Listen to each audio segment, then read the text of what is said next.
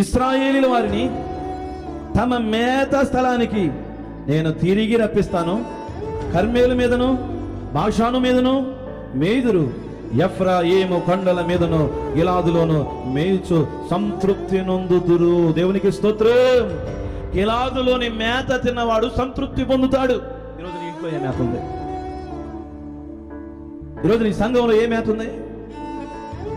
సంతృప్తి పొందగలిగే మేతే ఉందా? సంతృప్తి పొందగలుగుతున్నావా?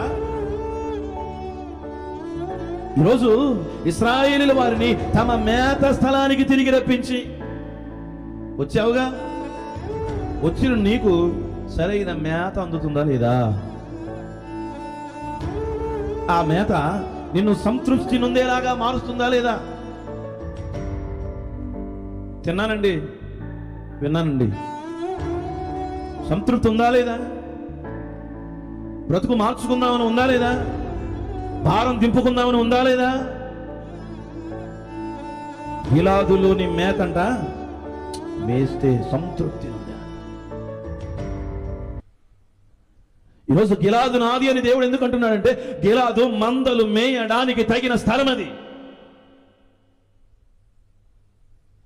అక్కడ మంచి మేత ఉంది. ఆ మేత తిన్న ప్రతి ఒక్కరూ కూడా సంతృప్తి పొందుతున్నారు. ఈరోజు నీ ఇంట్లో వాక్యం అనే మేత ఉండాలి. ఈరోజు నీ సన్నిధిలో మందిరంలో వాక్యం అనే మేత ఉండాలి. ఉందా మేత?